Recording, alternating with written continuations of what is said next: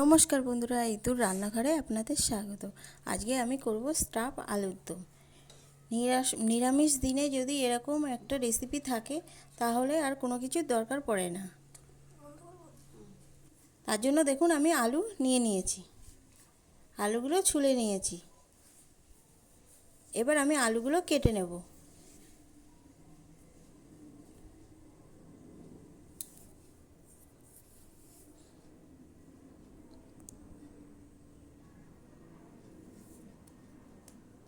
দেখুন আলুগুলো কাটা হয়ে গেছে।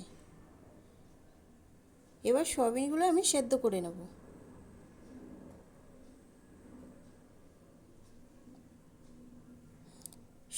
সয়াবিনগুলো সেদ্ধ করা হয়ে গেছে। এবার আমি কটা বাদাম ভেজে নেব।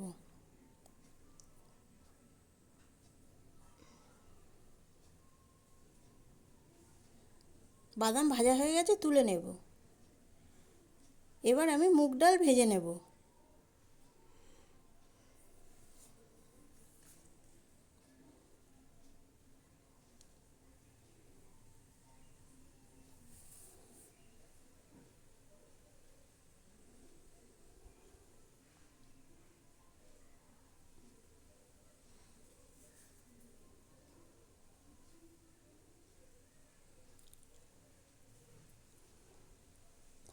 দেখুন আমার ডালটা ভাজা হয়ে গেছে, আমি এবার তুলে নেব। এবার একটি মিক্সির জার নিয়ে নিয়েছি, তার ভিতর সয়াবিন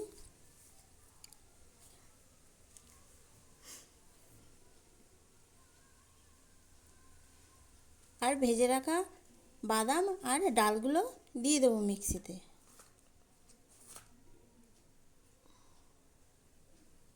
এবার এটার আমি একটা পেস্ট তৈরি করে নেব।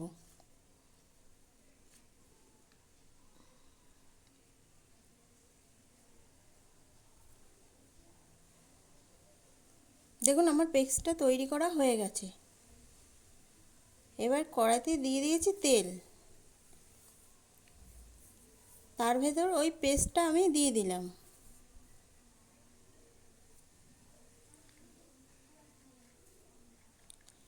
এবার দিয়ে দেবো পরিমাণ মতন লবণ, পরিমাণ মতন হলুদ,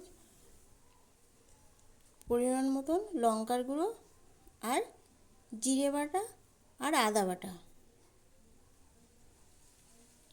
দিয়ে এটাকে আমি ভালো করে কষিয়ে নেব।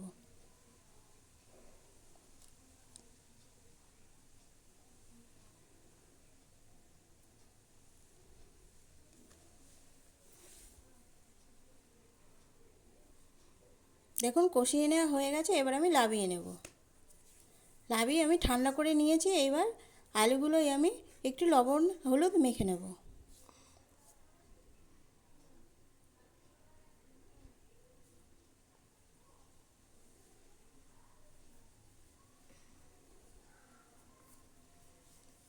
এইবার আমি আলুর ভেতর পুরটা দিয়ে দেব।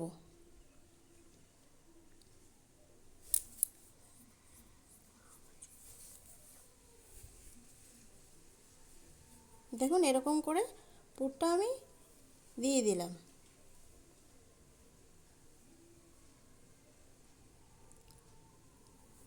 এবার কড়াইতে দিয়ে দিয়েছি তেল। এবার আমি আলুগুলো ভেজে নেব।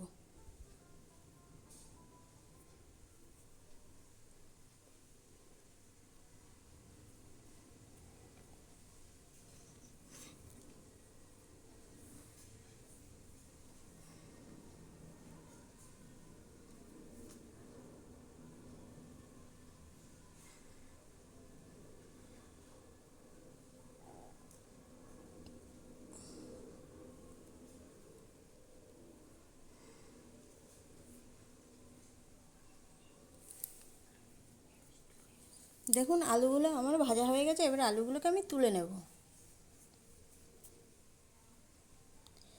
এবার কড়াইতে তেল দিয়ে দিলাম দুটো তেজপাতা।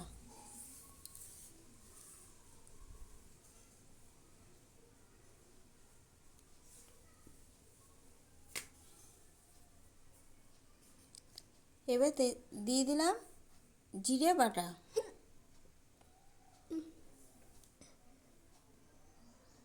আদা বাটা দিয়ে দেব পরিমাণ মতন লবণ, পরিমাণ মতন হলুদ, আর দিয়ে দেবো ধনের গুঁড়ো।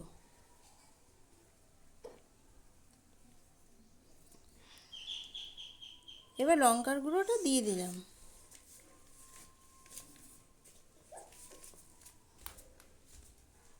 দিয়ে আমি ভালো করে এটাকে কষিয়ে নেব।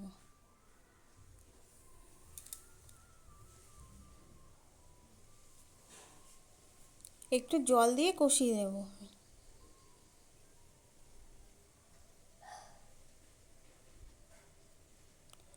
এবার আমি দিয়ে দেবো একটা টমেটো।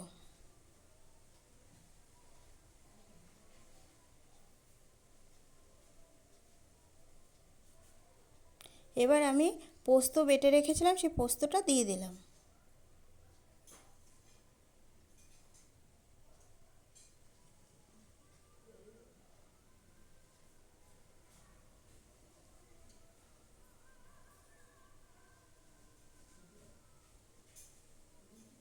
দেখুন আমার মশলাটা কষানো হয়ে গেছে।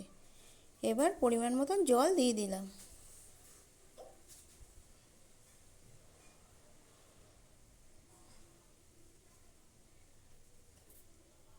দেখুন আমার ঝোলটা ফুটে গেছে।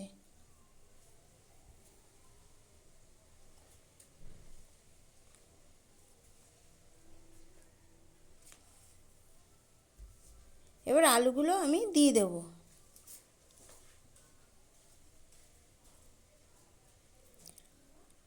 আলুগুলো দেওয়া হয়ে গেছে। দেখুন আমার তরকারিটা হয়ে গেছে। এবার একটু গরম মশলা দিয়ে আমি নামিয়ে দেব।